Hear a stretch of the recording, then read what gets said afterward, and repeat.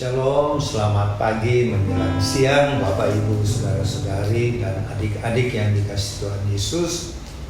Selamat berjumpa lagi di ibadah Perjamuan Kudus Keluarga Warlot Ministry hari Minggu tanggal 18 Februari tahun 2024. Jangan lupa sediakan hosti dan anggur untuk perjamuan kudus, bisa juga roti, biskuit atau sirup teh untuk sebagai penggantinya.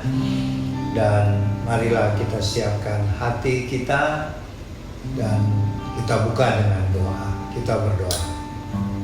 Bapa kami yang di sorga, di pagi menjelang siang hari ini, Minggu 18 Februari 2024, kami mengucap syukur kepadamu Bapa untuk kasih setiamu, kemurahanmu, sehingga kami dapat menyelenggarakan ibadah perjamuan kudus keluarga Warlot Ministry pada hari ini.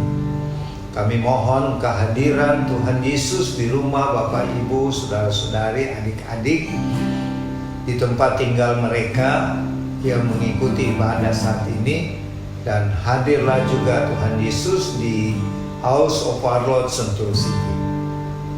Di dalam nama-Mu Tuhan Yesus, Tuhan dan Juru Selamat kami yang mengajar, kami berdoa bersama. Bapa kami yang di sorga, dikuduskanlah nama-Mu. Datanglah kerajaan-Mu, jadilah kehendak-Mu di bumi seperti di sorga.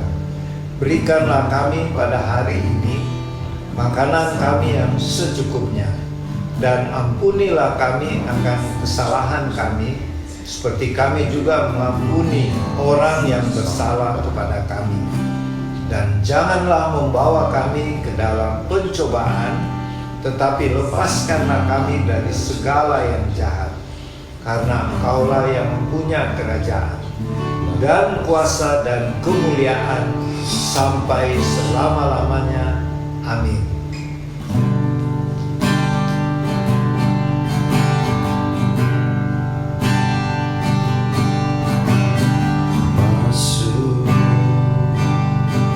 Hadirat-Mu Tuhan, dengan korban puji, dengan korban pujian, masuk hadirat-Mu, masuk hadirat-Mu Tuhan, berbiasa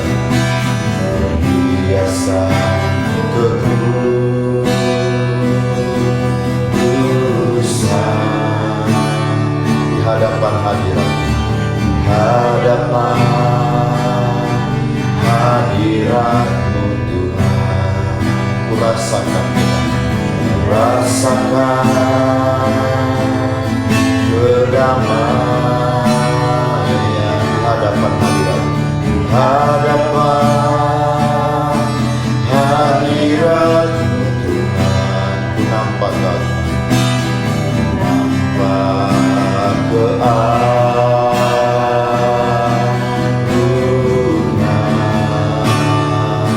Yesus disembah, Yesus ku sembahkan, sujud di hadapan-Mu, keinginan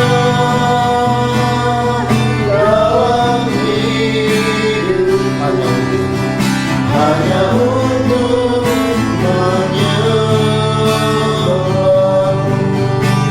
Yesus disembah, Yesus ku sembahkan, sujud di hadapan-Mu, keinginan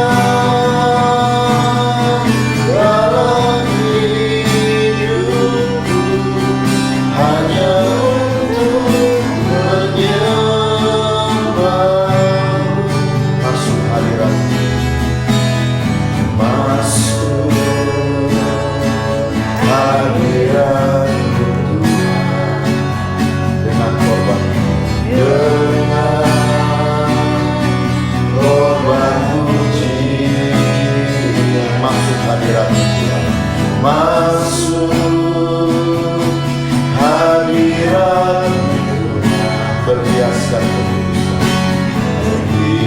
kuasa ketulusan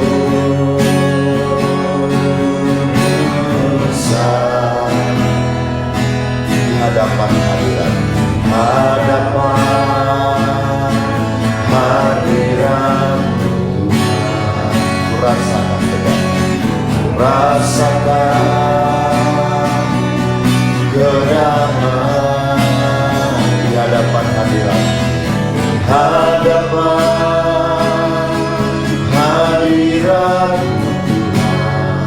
Nampakkan nampak keagungan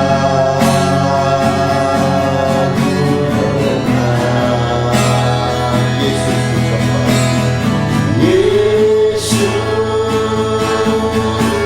kusembah,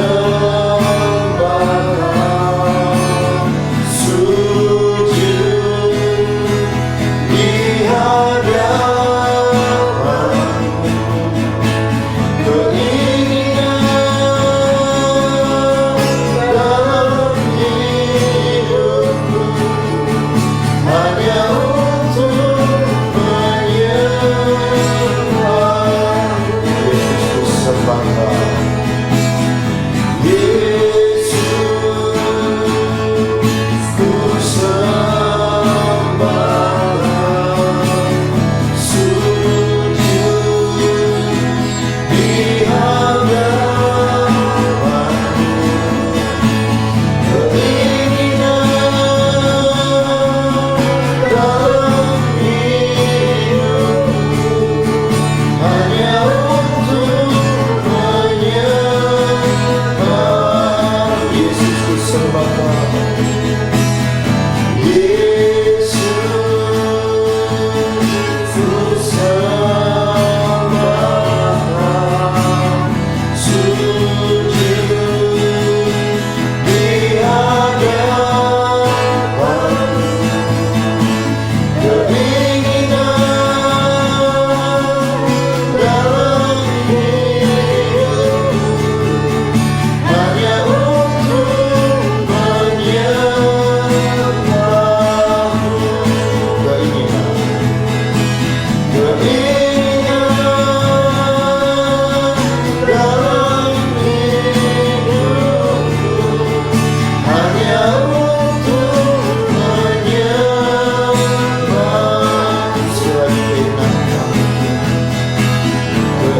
Keinginan dalam hidupku hanya untuk menyembah-Mu.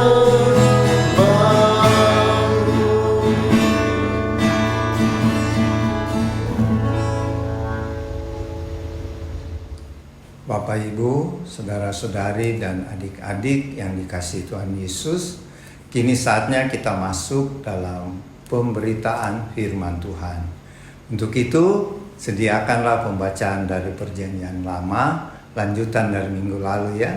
Keluaran pasal 28 ayat 1 sampai 10. Kitab Keluaran pasal 28 ayat 1 sampai 10. Sebelumnya mari kita berdoa. Ya Bapa di sorga, terima kasih Tuhan buat waktu, kesempatan yang sangat berharga ini di mana firman-Mu akan diberitakan.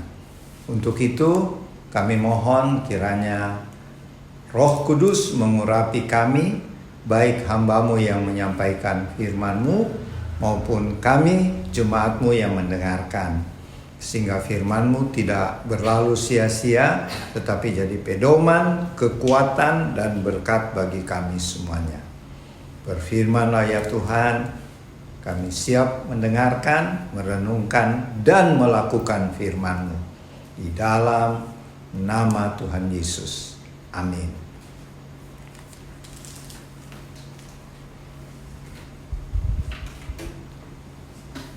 Keluaran pasal 28 ayat 1 sampai 10. Engkau harus menyuruh abangmu Harun bersama-sama dengan anak-anaknya datang kepadamu dari tengah-tengah orang Israel untuk memegang jabatan imam bagiku. Harun dan anak-anak Harun yakni Nadab, Abihu, Eleazar dan Itamar. Haruslah engkau membuat pakaian kudus bagi Harun abangmu sebagai perhiasan kemuliaan. Haruslah engkau mengatakan kepada semua orang yang ahli, yang telah kupenuhi dengan roh keahlian, membuat pakaian Harun untuk menguduskan dia supaya dipegangnya jabatan imam bagiku. Inilah pakaian yang harus dibuat mereka: tutup dada, baju efod, gamis, kemeja yang ada raginya, serban, dan ikat pinggang. Demikianlah mereka harus membuat pakaian kudus bagi Harun abangmu dan bagi anak-anaknya, supaya ia memegang jabatan imam bagiku. Untuk itu haruslah mereka mengambil emas, kain ungu tua dan kain ungu muda, kain kirmizi dan lenan halus. Baju efod itu harus dibuat mereka dari emas, kain ungu tua dan kain ungu muda, kain kirmizi dan lenan halus yang dipintal benangnya, buatan seorang ahli. Haruslah ada pada baju efod itu 2 tutup bahu yang disambung kepadanya, pada kedua ujungnya lah harus baju efod itu disambung.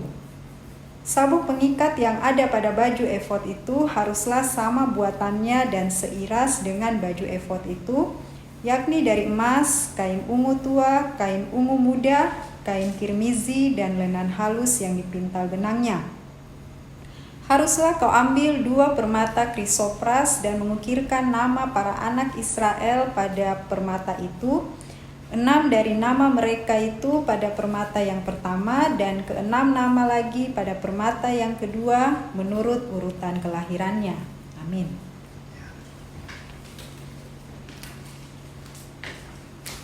Bapak, Ibu, saudara-saudari, adik-adik yang dikasihi Tuhan, kalau minggu lalu kita berbicara tentang tabernakel atau kemah suci, tempat Tuhan Allah bertemu dengan umatnya, bangsa Israel, tetapi tidak bisa ketemu langsung ya. Orang Israel, umat pilihan Tuhan, harus diwakili oleh imam besar dan imam-imam.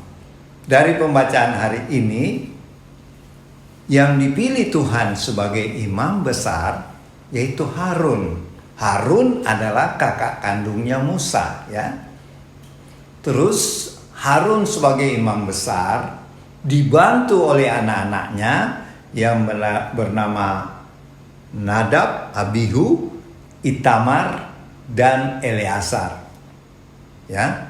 Jadi Harun dibantu oleh anak-anaknya sebagai imam-imam. Jadi yang bertugas di kemah suci atau tabernakel kelima orang ini. Dan di kemah suci kita sudah pelajari di minggu yang lalu, ada pelataran, ada ruangan suci, ada ruangan maha suci. Yang bisa masuk di kemah suci itu adalah imam-imam setiap hari ya, imam-imam dan imam besar. Imam besar yang bisa masuk di ruangan maha suci, tempat adanya tabut perjanjian. Dan imam besar itu, jadi si Harun ya, Bapak Harun, masuk 1 kali setahun pada hari raya pendamaian atau hari raya Yom Kippur. Kenapa pada hari itu? Karena pada hari itulah imam besar Harun akan memotong seekor anak domba jantan yang suci, tidak ada cacatnya. Kemudian darahnya itu akan dipercikkan di tabut perjanjian yang ada di ruangan Maha Kudus sebagai tanda pengampunan dosa buat umat Israel seluruhnya. Jadi 1 tahun sekali. Kalau tiap-tiap hari ada yang berdosa, itu ada korban bakaran. Itu misalnya ada orang Israel yang berdosa, melakukan satu kesalahan, dia menghadap imam.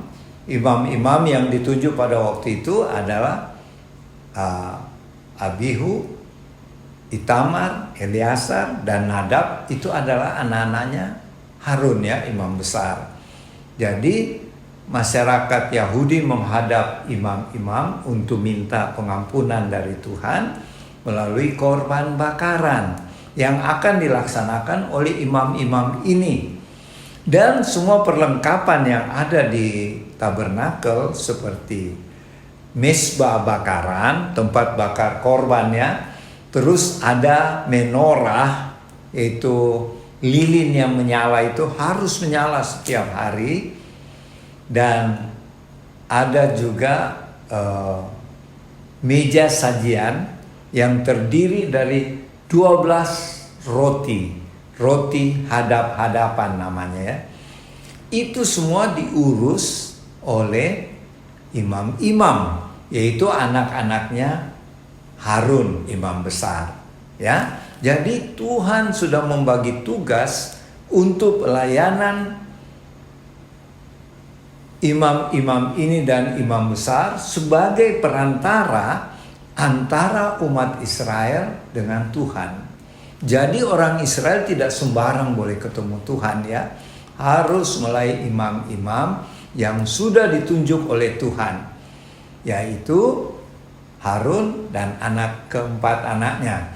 Dan bukan itu saja, Tuhan juga memerintahkan Musa yang waktu itu sebagai pemimpin Israel untuk membuatkan baju khusus imam-imam ini, yaitu yang terdiri dari baju efod, tutup dada, patam itu yang ditaruh di dahinya, kemudian ada yang di bahu yang terdiri dari permata-permata, 6 permata di kanan, 6 permata di kiri, itu melambangkan suku-suku Israel yang ada 12. Kemudian ada dipakaikan di dada itu, di mana di situ juga ada 12 batu permata yang melambangkan suku-suku Israel. Jadi Bapak Ibu saudara-saudari adik-adik yang dikasih Tuhan, selain Tuhan yang memilih imam besar dan keempat imam anak-anaknya Harun, sampai bajunya imam itu Tuhan yang rancang ya. Tuhan yang desain bajunya harus begini Musa, untuk imam besar dan imam-imam ada beda. Dan baju-baju itu menurut penyelidikan Rabi Israel zaman sekarang itu harganya 1 miliar lebih. Kalau dihitung ya, kainnya saja sangat mahal. Terus permata-permatanya yang 12 itu sangat mahal ya, ratusan juta. Jadi satu baju imam besar itu sekitar 1 miliar rupiah lebih. Kalau baju imam-imam biasa, anak-anaknya Harun, itu sekitar 1 miliar. Jadi lihat ya, Tuhan sangat menghargai hamba-hambanya. Sampai bajunya pun Tuhan yang desain, Tuhan yang rancang, dan Tuhan tentukan bahan-bahannya, termasuk permata-permata yang mahal. Jadi apa yang kita bisa pelajari ya tentang penunjukan imam besar, imam-imam, dan pakaian yang dipakainya. Yang dapat kita pelajari pertama, tidak sembarang orang yang bisa dipilih Tuhan untuk menjadi imam besar dan imam-imam. Itu dipilih dari sekian juta umat Israel ya. Dan dari suku Lewi hanya mereka 5 yang dipilih, yaitu imam besarnya Harun dan imam-imam lainnya adalah anak Harun. Dan pakaiannya 5 orang ini luar biasa mahalnya ya. Sampai pakaiannya pun Tuhan hargai begitu suci dan begitu mahal harganya. Jadi begini Bapak Ibu saudara-saudari, ketika Tuhan Yesus mati di kayu salib, ruang pemisah antara ruang kudus dan ruang maha kudus yang dipisahkan oleh sebuah tirai warna ungu itu terbelah 2. Yang berarti tidak ada lagi pemisahan antara ruangan kudus dan ruang maha kudus. Kalau di zaman tabernakel itu tirainya itu terbelah misalnya, jadi tidak perlu lagi imam besar masuk di ruangan maha kudus karena sudah tidak ada pemisahan. Kenapa demikian? Karena Tuhan Yesus pada waktu mati di kayu salib, Dia adalah korban persembahan itu, korban pendamaian itu. Makanya Tuhan Yesus disebut anak domba Allah. Anak domba Allah artinya dia merelakan tubuhnya jadi korban untuk keselamatan semua manusia di dunia yang percaya kepadanya, termasuk kita. Dan Tuhan Yesus selanjutnya katakan, sebenarnya yang pertama kepada bangsa Israel ya, itu kita bisa lihat di Keluaran pasal 19. Allah sudah memilih bangsa Israel sebagai kerajaan imam-imam. Jadi seluruh orang Israel itu Tuhan mau jadikan imam. Imam bagi siapa? Bagi bangsa-bangsa lain. Jadi itulah sebabnya mereka disebut bangsa pilihan Allah. Mau dijadikan Tuhan kerajaan, satu kerajaan yang rakyatnya semua adalah imam-imam, yang nanti dipimpin oleh kelima imam ini, imam besar dan imam-imam yang bertugas di tabernakel atau kemudian di Raja Salomo, zaman Raja Salomo menjadi bait Allah, ya, berkembang menjadi bait Allah. Jadi Bapak Ibu saudara-saudari adik-adik yang dikasih Tuhan, kenapa tirai yang memisahkan ruang kudus maha kudus terbelah? Karena Tuhan Yesus sendiri, selain dia sebagai anak domba Allah, dialah imam besar kita yang mendengarkan doa-doa kita. Kalau kita berdoa, Tuhan sebagai imam besar yang mendengarkan doa-doa kita dan dia menjawab doa-doa kita. Dan kalau bangsa Israel di perjanjian lama Tuhan merencanakan menjadi kerajaan imam-imam, Rasul Petrus mengulangi itu di kitab 1 Petrus pasal 2 ayat 9 yang berbunyi, kamu adalah umat yang terpilih, imamat yang rajani. Artinya Rasul Petrus mengingatkan kita umat Kristus bahwa kita adalah kerajaan imam-imam. Jadi kita ini adalah kerajaan imam-imamnya Tuhan Yesus di akhir zaman. Jadi kita bisa disebut raja karena kita di bawah pemerintah raja di atas segala raja, yaitu Tuhan Yesus. Jadi kita ini raja-raja kecil di dunia mewakili Tuhan Yesus. Dan kita adalah imam-imam sebagai perwakilan Tuhan untuk mendoakan sesama kita, melayani sesama kita, sehingga mereka semua akan percaya Yesus Kristus adalah Tuhan dan Juru Selamat. Jadi ingatlah Bapak Ibu saudara-saudari adik-adik, kita memiliki gelar yang istimewa. Kita adalah imamat yang rajani, atau bahasa hari-harinya kita adalah warga kerajaan Tuhan yang memiliki tugas sebagai imam-imam. Jadi selain raja, kita juga imam. Marilah kita jalankan tugas pelayanan kita ini, kesaksian kita ini sebagai raja dan sebagai imam yang dirangkum menjadi duta-duta kerajaan Allah, utusan-utusan kerajaan Allah. Selamat melayani Tuhan, melayani sesama, sehingga banyak jiwa-jiwa yang diselamatkan dan akan mengalami pengangkatan pada waktu Tuhan Yesus datang kembali. Maranatha, Tuhan Yesus memberkati. Dan untuk selanjutnya nanti Oma Palar yang akan melengkapi pemberitaan firman ini. Tuhan Yesus memberkati. Selamat siang Bapak Ibu, saudara-saudari, teman-teman warot di rumah, kita jumpa lagi. Saya menambahkan apa yang sedikit, apa yang Opa sudah bawakan tadi, hanya untuk melengkapi pengetahuan mengenai bangsa Israel. Yang lalu kita membicarakan bagaimana Tuhan menyuruh membuat skema suci bagi bangsa, untuk bangsa Israel, buat bagi pertemuannya dengan Tuhan ya, mereka dengan Tuhan. Sekarang kita pada apa yang tadi Opa katakan, yaitu bagaimana pekerjaan Tuhan itu dilakukan di dalam kemah suci itu yang dilakukan oleh bangsa Israel sendiri dengan susunan yang Tuhan katakan mengenai, kita baca kali ini adalah mengenai imam. Saya tidak mengulangi apa yang Opa katakan tadi, saya menambahkan aja bagaimana sebagai imam pada zaman Musa, apakah pada zaman kita sekarang ini juga ada. Kita sudah tahu apa yang tadi Opa katakan, yang Tuhan katakan melalui Rasul Paulus adalah kita adalah umat imam raja, ya, imamat yang rajani, ya.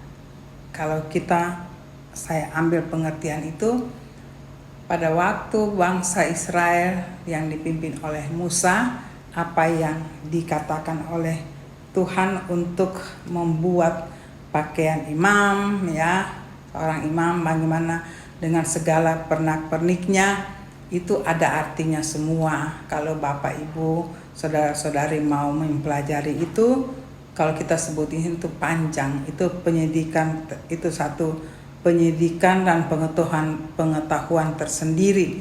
Itu Bapak Ibu bisa melihat dalam mempelajari apa maksud dari pernak-pernik yang tadi Tuhan suruh buat. Tetapi yang saya mau katakan dari kesemuanya itu sebenarnya Tuhan menyuruh Musa untuk membuat demikian sebagai apa yang tadi Tuhan katakan, Musa harus memberitahu pada bangsa Israel untuk membuat hal ini. Tuhan yang memilihnya seperti apa yang katakan, dan Tuhan sudah memilih orang-orang yang membuat itu. Semua apa yang kalau saya renungkan yang Tuhan suruh buat itu sebagai satu tanda daripada kekudusan, yang kesimpulan dari semua itu itu tanda suatu kekudusan dari orang yang Tuhan pilih, yaitu imam, seperti dalam hal ini Imam Harun dan anak-anaknya.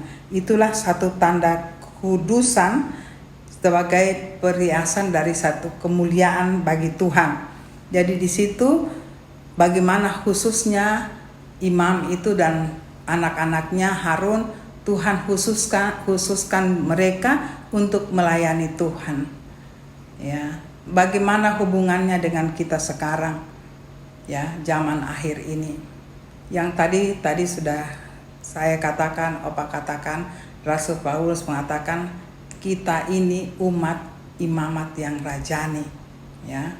Imamat yang berarti apa yang Tuhan katakan di Harun bagi Musa. Kita begitu istimewa untuk zaman akhir ini karena Tuhan membuat kita adalah masing-masing anak Tuhan adalah imam. Jadi kita adalah imam, begitu istimewanya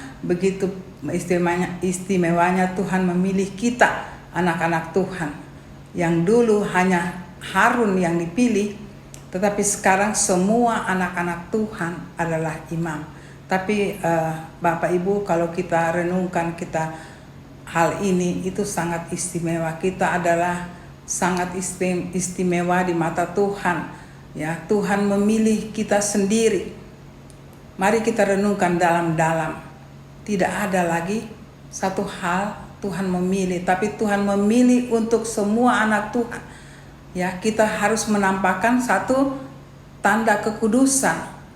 Ya, segala pernak-pernik itulah juga tanda satu sekaligus tanda kemuliaan. Sekarang yang jadi pertanyaan, apa yang Tuhan inginkan dari seorang imam?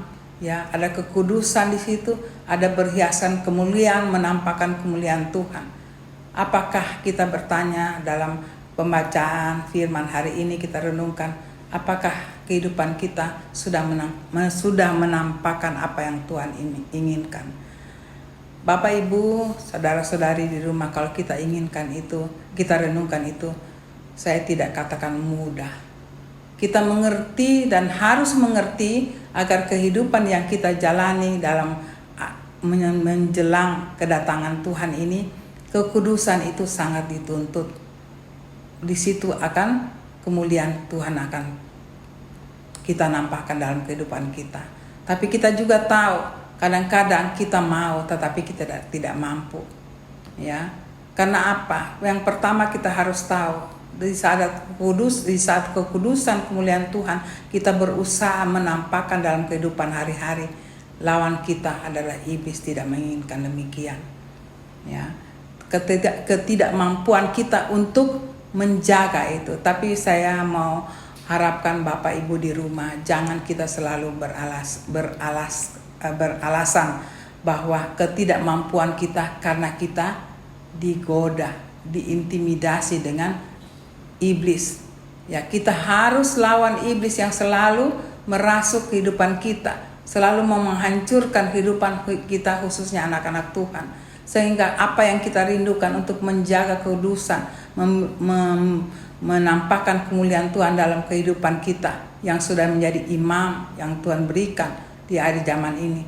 Kadang-kadang kita katakan kita tidak mampu. Ada dua hal yang saya katakan kata tidak mampu. Karena tidak mampu ada hal yang kita harus sadari. Ketidakmampuan kita karena apa? Ya, ketidakmampuan itu karena biasanya salah kita sendiri. Ya, kita sangat tergoda dengan keinginan dunia ini. Sehingga keinginan dunia ini selalu menampakkan di dalam hidup kita. Bukan lagi kemuliaan kekudusan. Itu selalu merasuk anak-anak Tuhan. Sehingga itu kita selalu mengatakan menjadi alasan saya tidak mampu. Saya coba renungkan dan saya sekeluarga membawa pesan Tuhan ini. Kami berusaha untuk melakukan kekudusan itu. Berusaha melakukan menampakkan kemuliaan Tuhan bagi yang Tuhan sudah berikan pada anak-anaknya pada akhir zaman. Memang itu tidak mudah karena yang kita lawan adalah iblis. Tapi yang pertama saya mau katakan, yang kita lawan adalah karakter kita. Selalulah dengan Tuhan yang pertama-tama sehingga karakter kita menjadi sempurna dengan Tuhan. Karena selalu karakter itu yang menjadi buka jalan untuk iblis masuk. Dan kita kurang mendekat kepada Tuhan karena kita kurang berhubungan dengan Tuhan. Kita selalu berhubungan dengan Dia. Keintiman, saya kembali katakan berulang-ulang, keintiman itu menjadi standar kita dengan Tuhan. Di saat keintiman itu ada segala rambu yang kita mau lakukan untuk kita sempurna bersama Tuhan, Tuhan mampukan. Secara manusia, Bapak Ibu, itu memang tidak mudah. Karena kita selalu tertarik pada keinginan dunia ini. Tetapi kalau kita mau dan Tuhan tahu hati kita, Tuhan yang akan melengkapi ketidakmampuan kita. Menjadi pertanyaan, apakah kita mau? Bapak Ibu, saudara-saudari di rumah, kita adalah generasi akhir zaman. Saya sangat menekankan hal ini. Keintiman membuat kita bisa kudus. Keintiman membuat kita tahu apa yang Tuhan mau dalam hidup kita. Kalau kita buat Tuhan hanya semaunya kita, senangnya kita, baru kita berhubungan, tidak bisa. Kita mengadakan hubungan, komunikasi itu tidak bisa.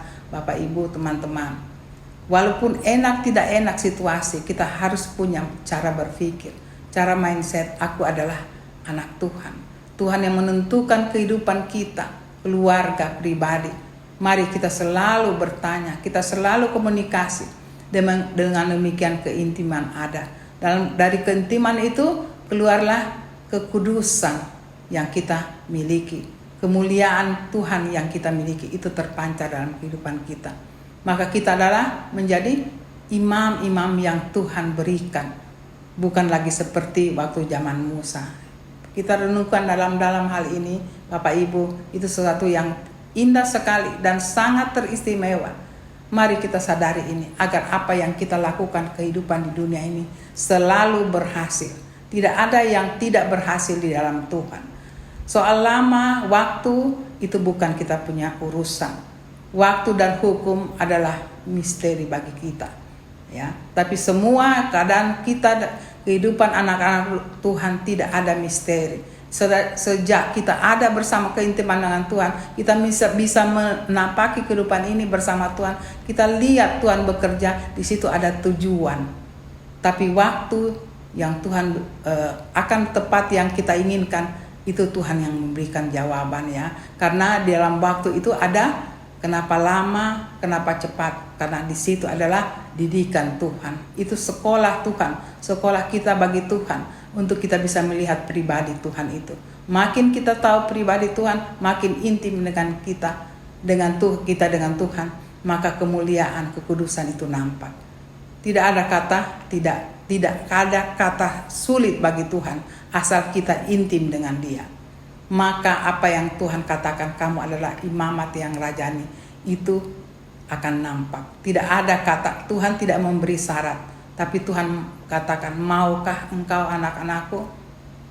Di saat kita mau, dalam ketidakmampuan kita, Tuhan mampukan. Saya berulang-ulang katakan teman-teman di rumah, untuk kita generasi akhir zaman, tidak ada kata sulit. Yang sulit karena apa? Kita belum baru melihat, baru mau.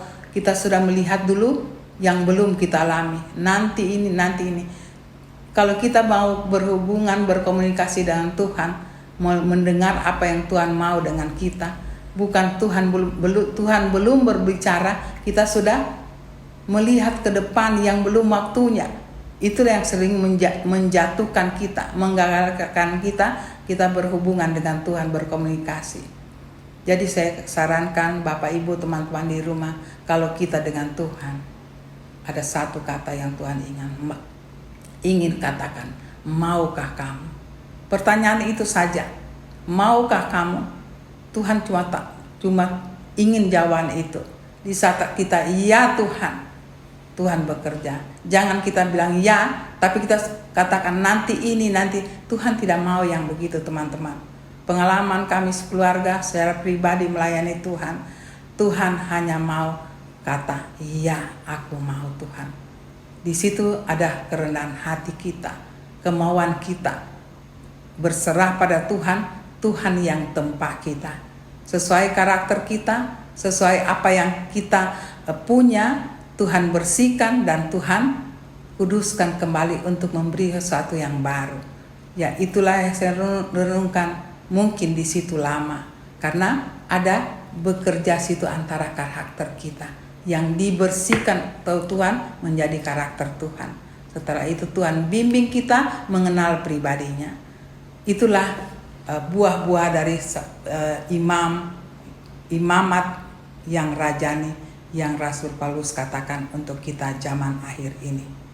Itu saja teman-teman yang saya bisa bawakan bagi kita berhiaskan ya apa yang Tuhan tulis di Perjanjian Lama yang kita baca. Sungguh indah teman-teman, orang melihat kita penuh dengan kemuliaan Tuhan dan penuh dengan kekudusan. Maka dunia ini kita bisa tundukkan karena kekudusan itu. Dunia tidak bisa tahan melihat kekudusan kita. Iblis pun tidak bisa melihat kalau kita kudus. Karena pengalaman kami melayani Tuhan tanpa kekudusan, tidak bisa. Karena justru kekudusan itu, iblis tidak bisa melihat kita. Iblis tunduk pada kekudusan kita. Dan dari kekudusan itu sekali lagi kemuliaan Tuhan akan nampak. Mari kita bawa imamat yang rajani yang Tuhan inginkan bagi kita di akhir zaman ini, di dalam kehidupan kita pribadi, di dalam kehidupan kita berkomunitas dengan Tuhan, ada kelompok-kelompok doa dan kehidupan keluarga kita. Kiranya ini menjadi satu kemuliaan, kesukaan bagi Tuhan dan menyenangkan hati Tuhan apa yang kita lakukan selama kita hidup di akhir zaman ini. Terima kasih Bapak Ibu, sampai kita jumpa lagi di minggu depan. Tuhan memberkati. Maranatha. Bapak Ibu, saudara-saudari yang dikasihi Tuhan, kini saatnya kita memasuki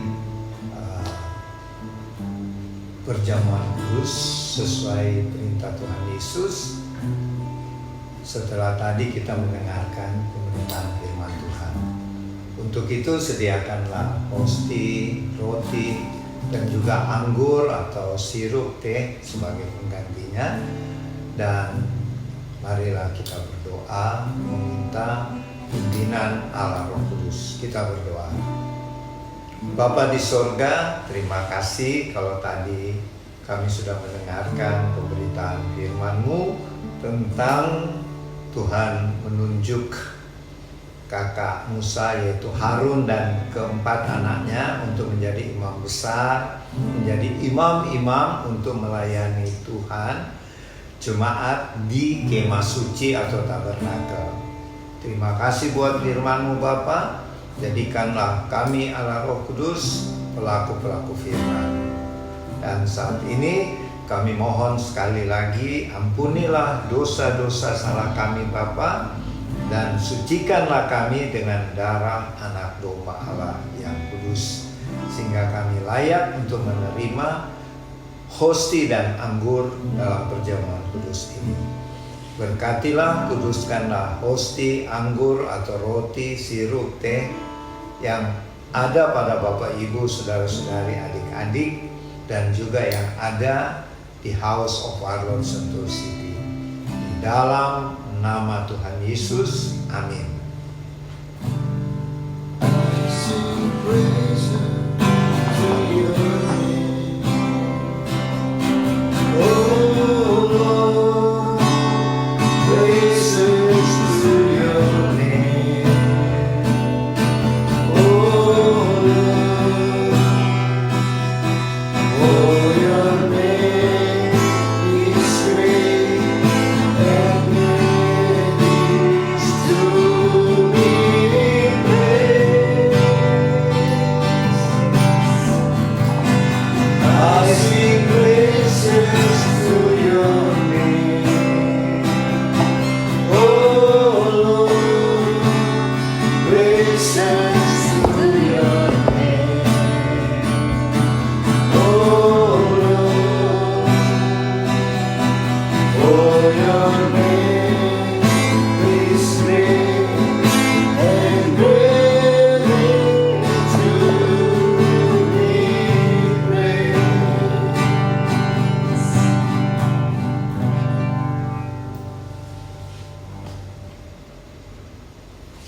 Silakan, kalau hosti sudah terima, ada firman Tuhan di atasnya, silakan dibaca. Dan itu adalah merupakan pesan Tuhan buat masing-masing pribadi dan secara khusus buat keluarga besar Warlord Ministry. Silakan dibaca ya. 1 Tawarik ayat 16, pasal 16 ayat 14a. Bersyukurlah kepada Tuhan sebab Ia baik. Amsal 15 ayat 13.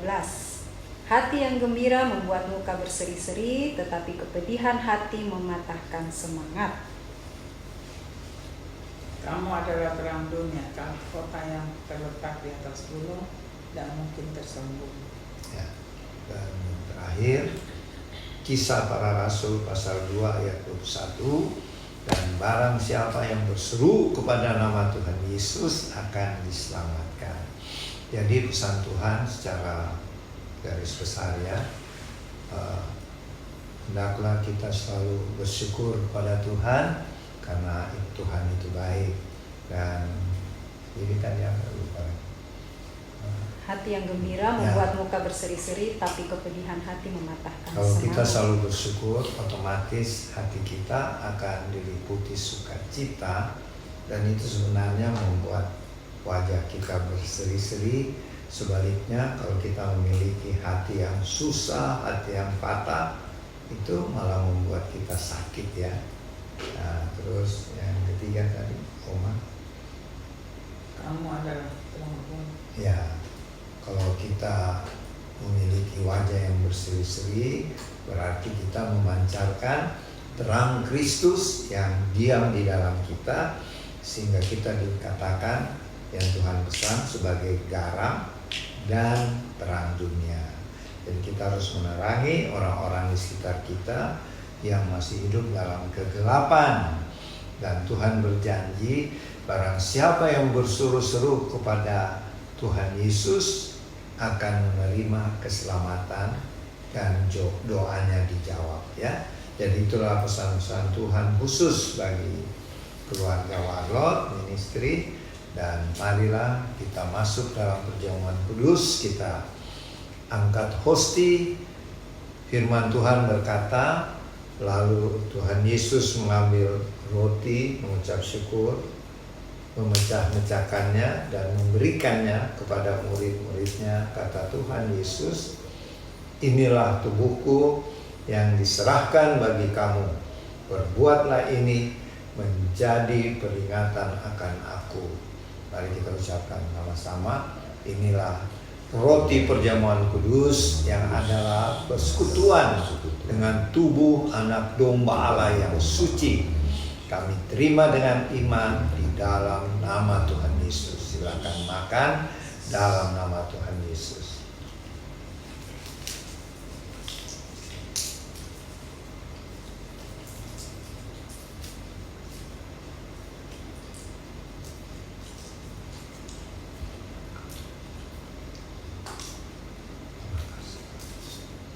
Kita angkat cawan perjamuan. Firman-Nya berkata, demikian juga dibuat Tuhan Yesus dengan cawan sesudah makan.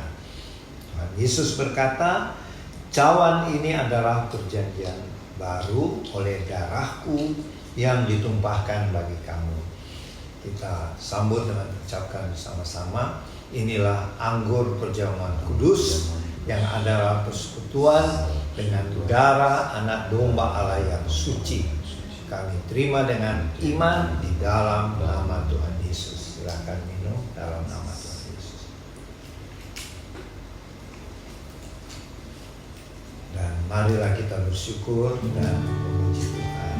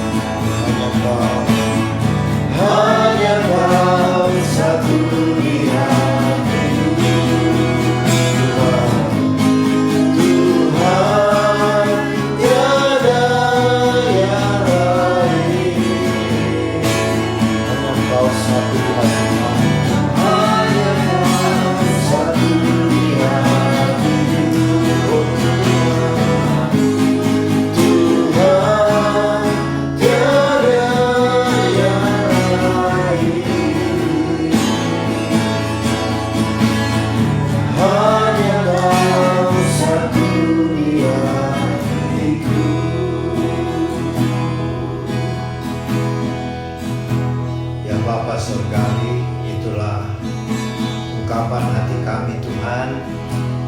Kami sungguh-sungguh percaya kami memiliki Tuhan yang Esa, yaitu Allah Bapa, Putra, dan Roh Kudus.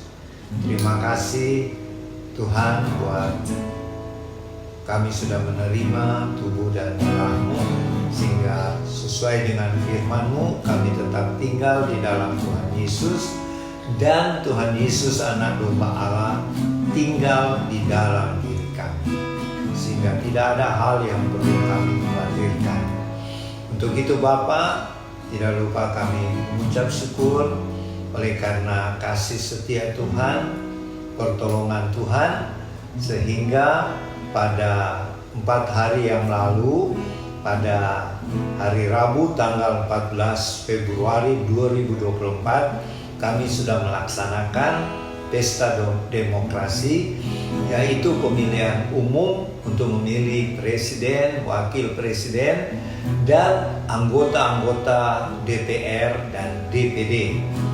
Terima kasih Tuhan, semuanya sudah berjalan baik, aman, damai, dan lancar. Tinggal kami menunggu hasil perhitungan suara yang sudah sedang berlangsung dan akan berakhir nanti pada hari Rabu 20 Maret tahun 2024. Dan kemudian kami mohon Tuhan memberkati Bapak Ibu, saudara-saudari yang bertugas di Komisi Pemilihan Umum untuk melaksanakan perhitungan suara ini dan menyelenggarakan nanti pelantikan anggota-anggota DPR DPD yang terpilih pada hari Selasa pada tanggal 1 Oktober tahun 2024, dan kemudian melaksanakan pelantikan presiden yang terpilih, yaitu Bapak Prabowo dan Wakil Presiden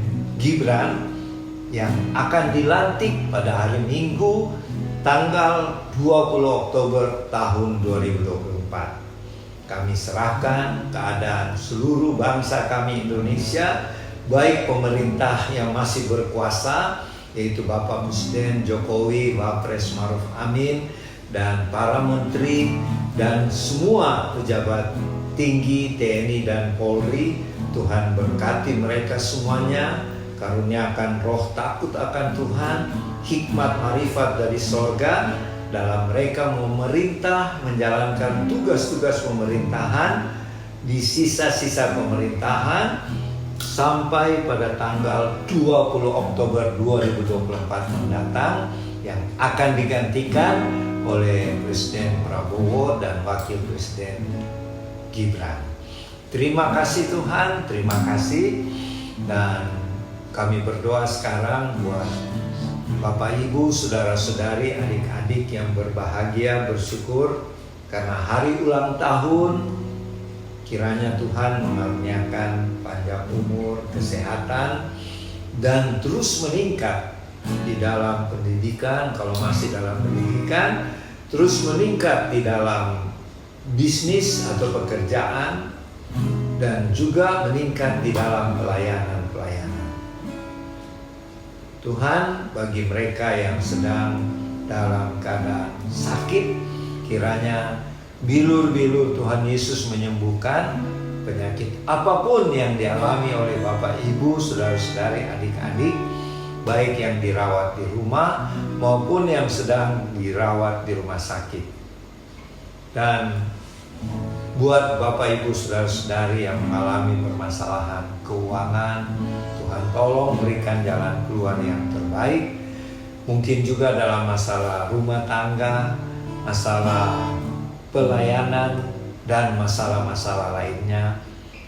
Kami mohon Allah Roh Kudus memberikan kami hikmat, solusi untuk penyelesaian masalah-masalah yang sedang dihadapi. Terima kasih Bapa, terima kasih untuk ibadah perjamuan kudus pada hari ini. Sebelum kami mengakhiri, kami doakan juga semua teman-teman Warlord bersama keluarga. Kiranya Tuhan satukan kami dalam iman, pengharapan, dan kasih di dalam Tuhan Yesus, supaya kami tetap semangat, tetap rajin, tetap memiliki roh yang bernyala-nyala untuk melayani Tuhan Yesus, melayani sesama kami, terutama menjalankan amanat agung Tuhan Yesus sampai saat Tuhan Yesus datang kembali. Dan kini Tuhan, kami memohon berkat-berkat daripadamu. Kita terima berkatnya, kiranya berkat-berkat dari Allah Bapa Surgawi yang berlimpah-limpah, dan kasih karunia Tuhan Yesus Kristus dan persekutuan dengan Allah Roh Kudus menyertai Bapak Ibu, saudara-saudari, adik-adik bersama keluarga masing-masing, dan menyertai kami yang ada di House of Our Lord Sentul City mulai siang ini sampai Maranatha Tuhan Yesus datang kembali, di dalam nama Tuhan Yesus. Amin. Ibadah perjamuan kudus Warlot telah selesai. Sampai berjumpa minggu depan, hari Minggu tanggal 25 Februari 2024. Shalom, Tuhan Yesus memberkati.